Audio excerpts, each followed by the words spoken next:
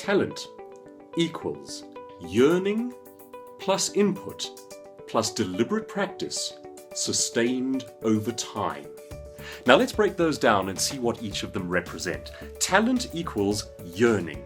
In other words, if you don't want to, if you don't love a thing, if you're not emotionally invested in it, you're only going to get so far in developing your talent. You need that moment of ignition. That's why inspiration and motivation play such a big part in human learning.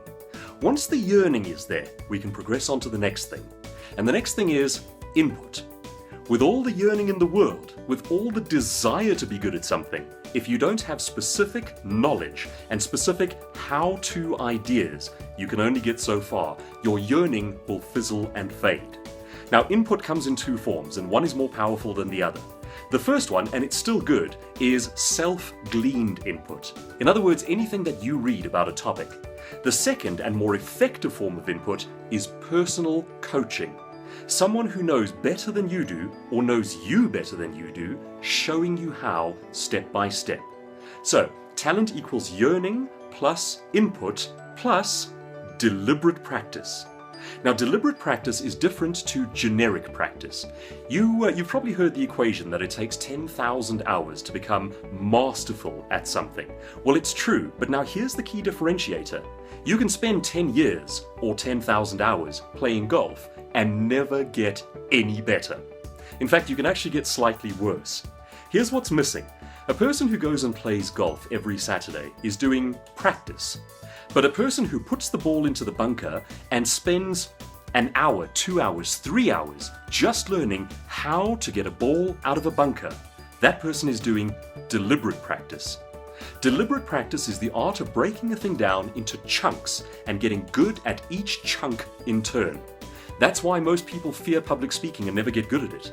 The only time they ever get to do it is real, live, in front of an audience. They get traumatized and they never try again.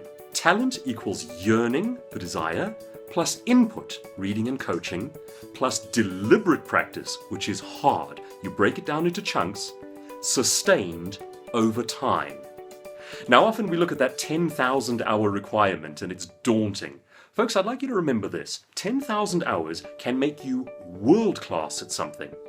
3,000 hours can make you pretty darn good. 3,000 hours, we're talking about 3 years of intense, focused practice. That's not so bad. That's achievable.